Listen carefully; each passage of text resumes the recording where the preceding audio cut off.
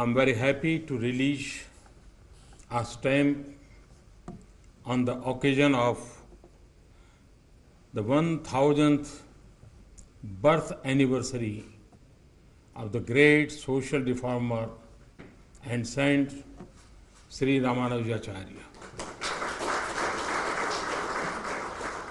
I'm privileged to have been given this opportunity. The central message of Saint Sri Ramanujacharya ji, life was inclusive society, religion and philosophy. Sant Sri Ramanujacharya believed that whatever is and whatever will be is but an expression of God. He saw the manifestation of God in human beings and human beings in God. He saw all devotees of God as equal. When caste distinction and hierarchy had been recognized as integral to the society and religion, and everyone had accepted her place as a high and low in the hierarchy, Sant Sri Ramanujacharya rebelled against all this ideology.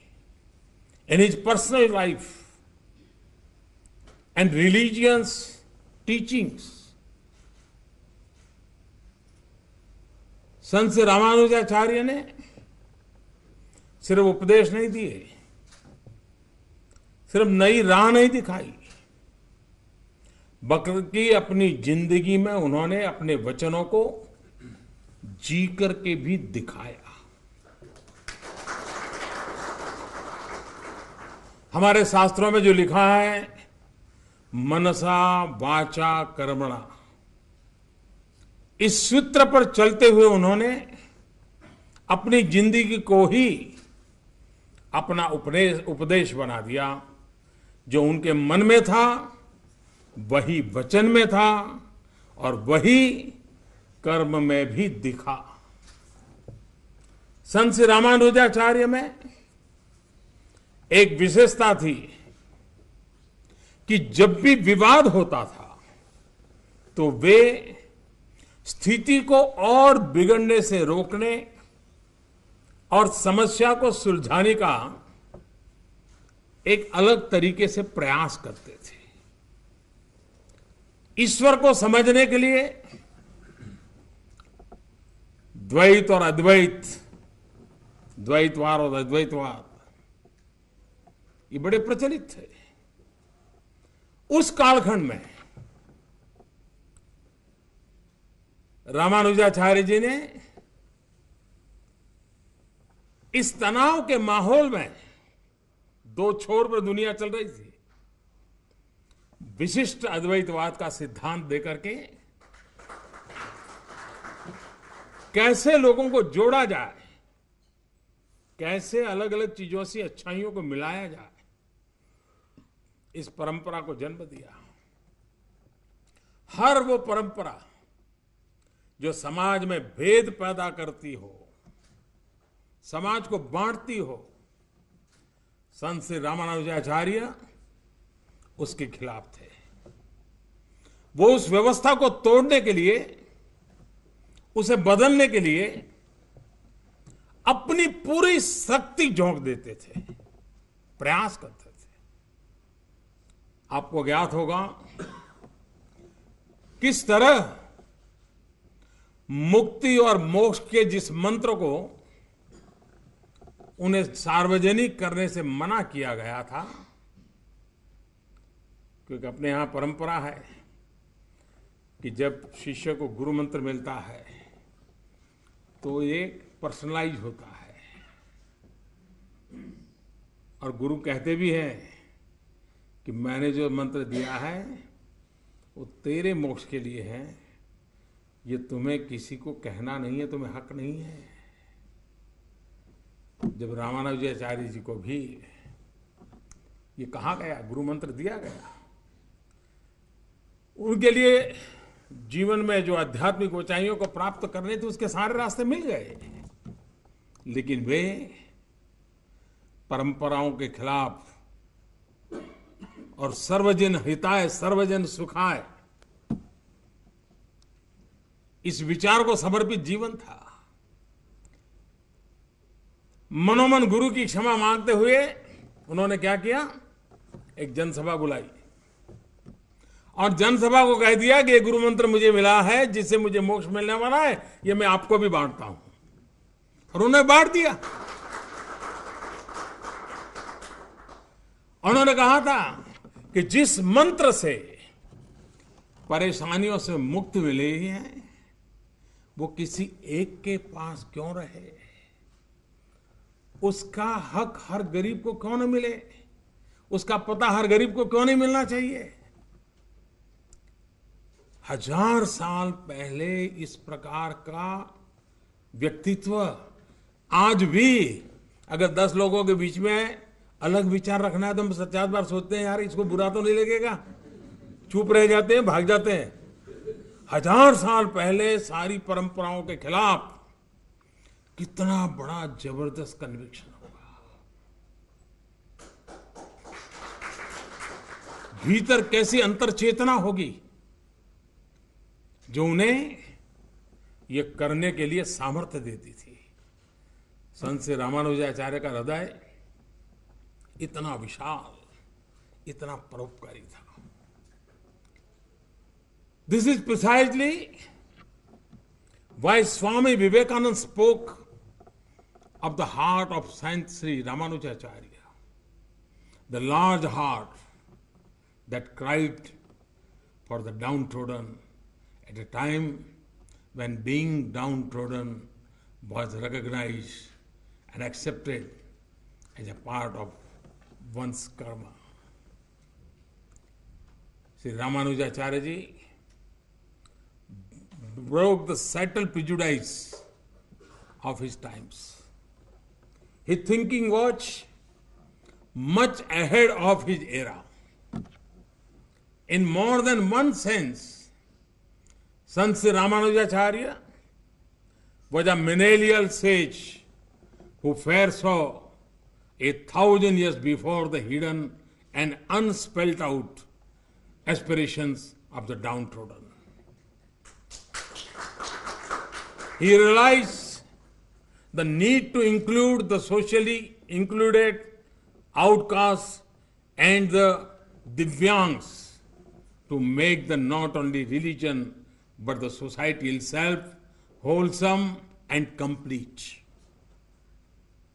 गरीबों के लिए, शोषितों के लिए, वंचितों के लिए, दलितों के लिए वो साक्षात भगवान बन करके आए थे। एक समय था तिरुचिरापल्ली श्रीरंगम मंदिर का पूरा प्रशासन एक विशेष जाति के पास ही था और इसलिए उन्होंने मंदिर का पूरा एडमिनिस्ट्रेटिव सिस्टम को ही बदल दिया था। आज भी हिंदुस्तान में पुराने किसी मंदिर में एक पुजारी को आप हिला नहीं सकते, इधर से इधर नहीं कर सकते, कितनी बड़ी सरकार हो वो भी नहीं कर सकती। उन्होंने 1000 साल पहले ये हिम्मत दिखाई थी कि सारी व्यवस्था को पलट दिया और उन्होंने क्या किया, अलग अलग जातियों के लोगों को मंदिर के एडमिनिस्ट्रेशन में शामिल किया। महिलाओं को भी कई जिम्मेवारियां सौंपी गई। मंदिर को उन्होंने नागरिक कल्याण और जन सेवा का केंद्र बनाया। उन्होंने मंदिर को एक ऐसे इंस्टीट्यूशन में बदल दिया जहां गरीबों को भोजन, दवाइयां, कपड़े और रहने के लिए जगह दी जाती थी। एक प्रकार से सामाजिक चेतना का केंद्र बना दिया। उनके सुधारवादी आदर्श आज भी कई मंदिरों में रामानुज कूट की तरह नजर आते हैं आज भी। ऐसे कितने ही उदाहरण हैं आपको जिंदगी में, और उनके जीवन में से हमें अनेक ऐसे जिसमें परंपराओं से बाहर निकल करके केंद्र में समाज का दलित, पीड़ित, शोषित, वंचित, उपेक्षित, इन्हीं का कल्याण, वो भी मुख्य धारा के सभी लाभों से लाभान्वित होना चाहिए, ये चिंतन था। कास्ट सिस्टम को चुनौती देते हुए उन्होंने अपना गुरु भी ऐसे व्यक्ति को बनाया जिसे जाति की वजह से तब का समाज गुरु बनने योग्य नहीं मानता था। मैं मानता हूं आज भी हम हिम्मत नहीं कर सकते हैं। ये कितनी बड़ी हिम्मत होगी कि समाज जिसको गुरु मानने को, स्वीकार करने को तैयार नहीं, उस पद देने को तैयार नहीं, इन्होंने कहा जी नहीं, मैं उसको गुरु बनाऊंगा। बनाया।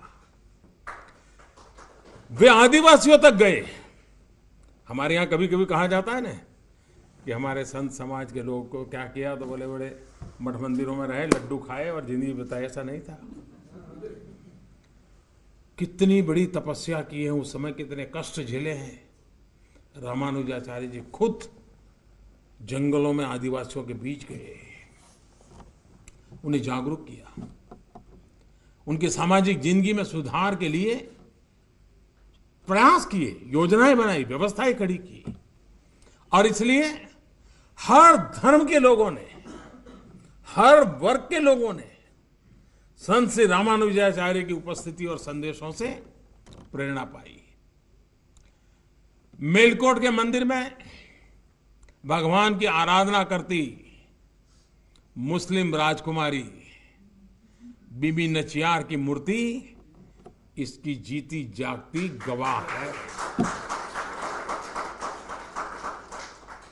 देश के कम लोगों को पता होगा कि 1000 वर्ष पूर्व दिल्ली के सुल्तान की बेटी बीबी नचियार और उसकी मूर्ति संत श्री रामानुजाचार्य ने ही मंदिर में स्थापित करवाई थी। आप अंदाज लगा सकते हैं कि उस समय सामाजिक समरसता और सद्भाव का कितना बड़ा संदेश संत श्री रामानुजाचार्य जी ने अपने इस कार्य के माध्यम से दिया था।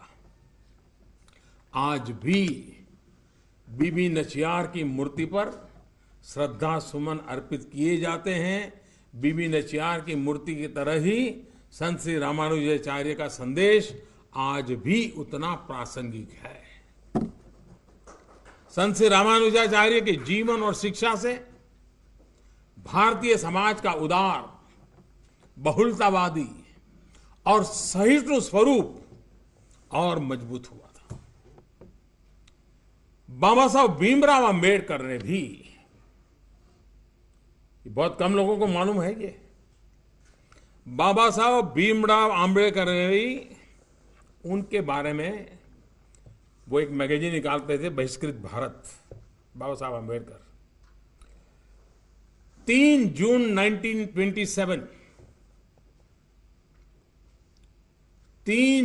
1927 बहिष्कृत भारत में बाबा साहब अंबेडकर ने एडिटोरियल लिखा था।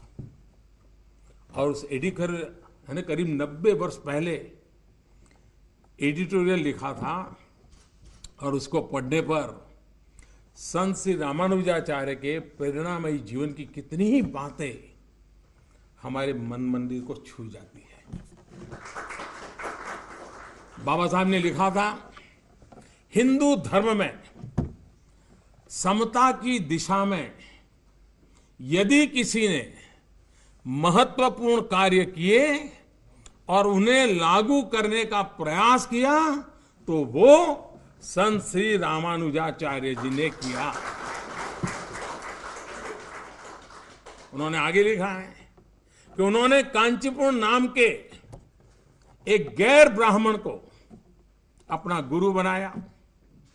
जब गुरु को भोजन कराने के बाद उनकी पत्नी ने घर को शुद्ध किया तो संत श्री रामानुजाचार्य ने उसका भी विरोध किया। ये बाबा साहब आंबेडकर की बात मैं बता रहा हूं आपको। आज से 90 साल पहले 3 जून 1927 को बाबा साहब आंबेडकर ने लिखा था, एक दलित गुरु के घर में आने के बाद अपने ही घर की शुद्धि होते देख संत श्री रामानुजाचार्य बहुत दुखी हुए और उन्हें बहुत गुस्सा भी आया था। जिस कुरीति को मिटाने के लिए वो अथक परिश्रम कर रहे थे, वो उनके घर से ही नहीं दूर हो सकी थी। इसके बाद ही उन्होंने संन्यास ले लिया और फिर अपना पूरा जीवन समाज के हित में लगा दिया। बाबा साहब आंबेडकर ने आगे कहा है, मैं फिर कहूंगा, उन्होंने सिर्फ उपदेश नहीं दिया बल्कि अपने कार्यों से उन उपदेशों को जीकर की भी दिखाया। उस दौर में समाज की जिस तरह की सोच थी, उसमें संत श्री रामानुजाचार्य महिलाओं को कैसे सशक्त करते थे, इस बारे में भी बाबा साहब ने अपने एडिटोरियल में बताया है। उन्होंने लिखा है, तिरुवल्ली में एक दलित महिला के साथ एक शास्त्रार्थ के बाद उन्होंने उस महिला से कहा कि आप मुझसे कहीं ज्यादा ज्ञानी है। आप कल्पना कीजिए, 1000 साल पहले रामानुजाचार्य जैसा व्यक्तित्व एक दलित कन्या के सामने अपना पराजय घोषित करें, कैसा व्यक्तित्व होगा। इसके बाद संत श्री रामानुजाचार्य ने उस महिला को दीक्षा दी और उसकी मूर्ति बनाकर मंदिर में भी स्थापित करवाई थी। दलित कन्या की मूर्ति मंदिर में। उन्होंने धनुर्दास नाम के एक अस्पृश्य को अपना शिष्य बनाया। और मजा क्या है, जब वो नदी में स्नान करने जाते थे तो किसी के भी कंधे पर हाथ रख करके चल देते थे, लेकिन जब स्नान करके शुद्ध होकर के पूजा पाठ के लिए जाना होता था तो वे इस दलित शिष्य के कंधे पर ही हाथ रख करके चलते थे। विनम्रता और विद्रोह की प्रवृत्ति का यह अद्भुत समागम था। जिस व्यक्ति के घर में दलित गुरु के प्रवेश के बाद उसे शुद्ध किया गया हो, वो व्यक्ति नदी के स्नान के बाद एक दलित के कंधे पर हाथ लेकर के मंदिर तक जाता था। जिस दौर में दलित महिलाओं को खुलकर बोलने की भी स्वतंत्रता ना हो, उस दौर में उन्होंने एक दलित महिला से शास्त्र में हारने पर मंदिर में उसकी मूर्ति भी लगवाई। ये शब्द बाबा साहब आंबेडकर के हैं।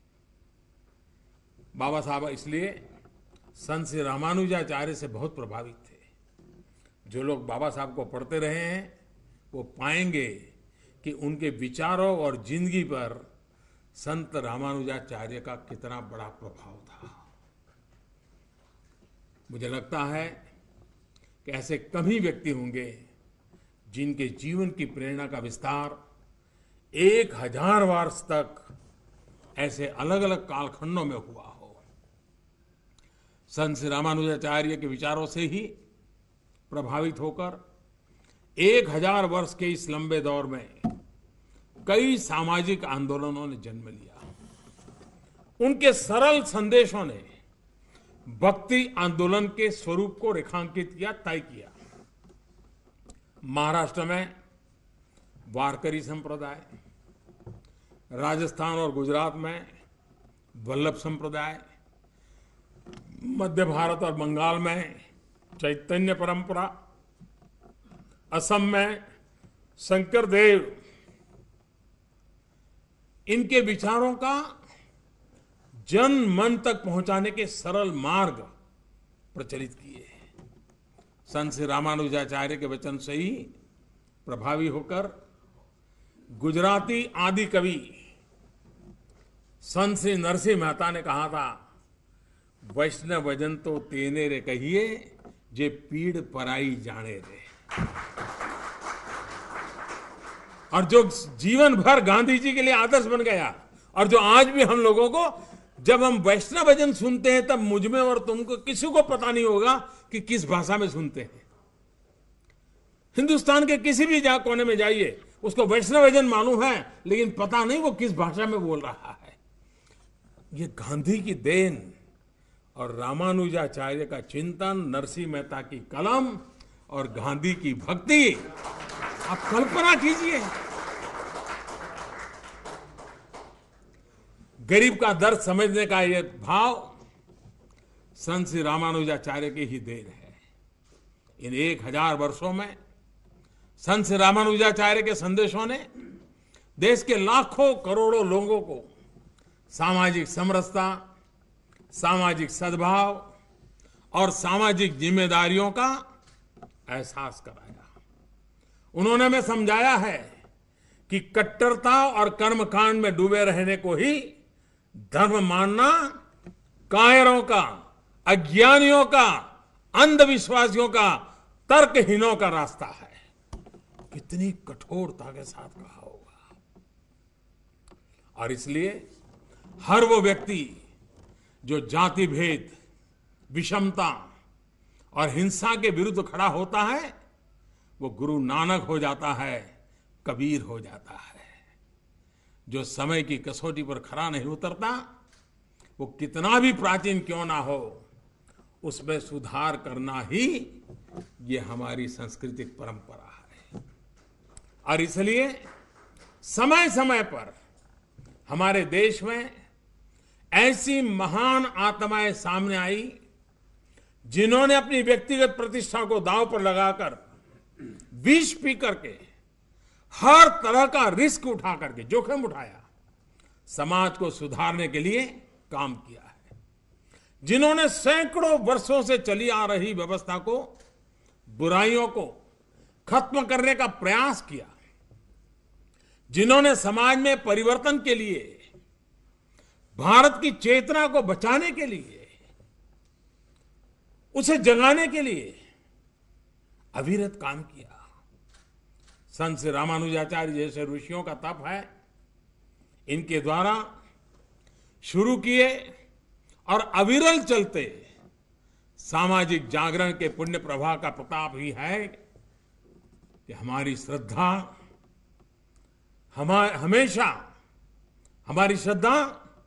हमेशा हमारे गौरवशाली इतिहास पर अड़िग रही। हमारा आचरण, रीति रिवाज, परंपराएं समयानुकूल परिवर्तन करते गए, बनते गए।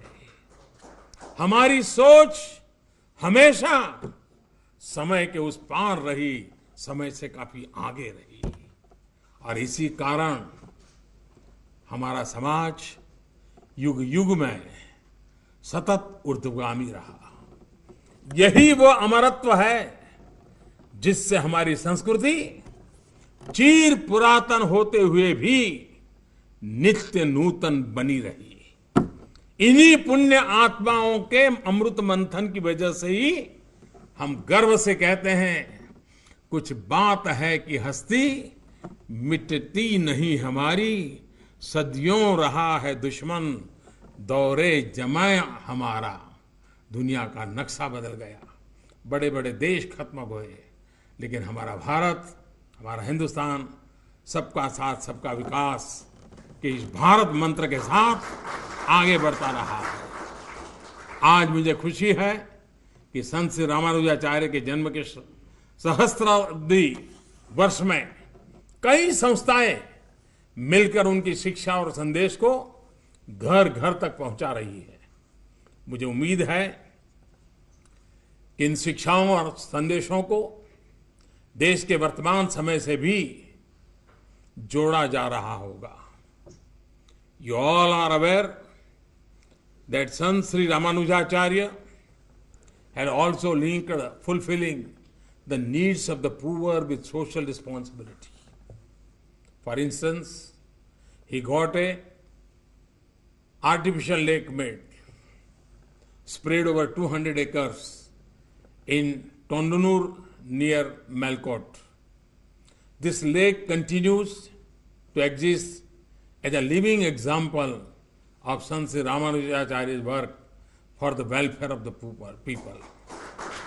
Even today, it serves over 70 villages, fulfilling their drinking water and irrigation needs.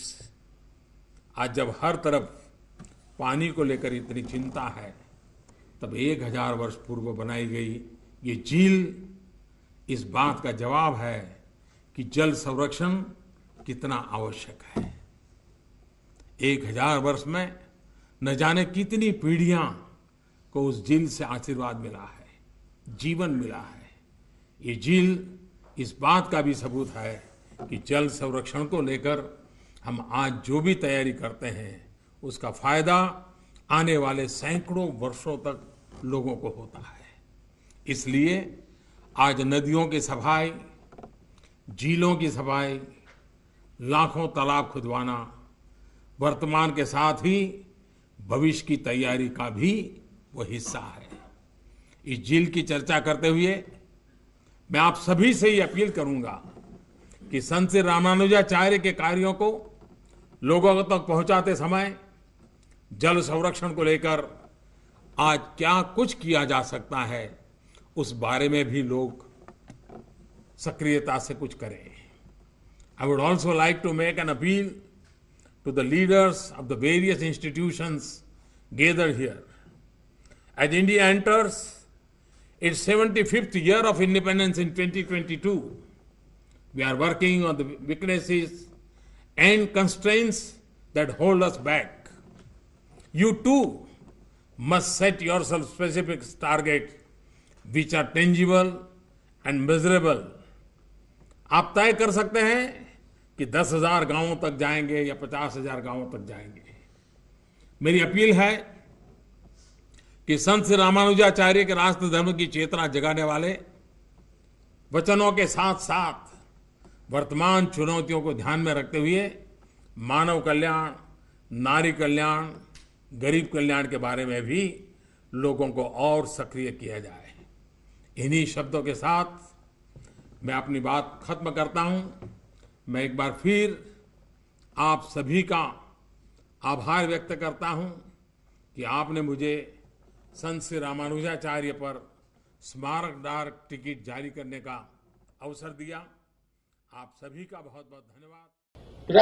राष्ट्रपति जी आज मुझे बता रहे थे कि पहले सोच थी कि आजादी की जरूरत नहीं, पहले सोच थी कि हम अंग्रेजों के राज के साथ जी सकते हैं। मगर जब गांधी जी ने सच्चाई देखी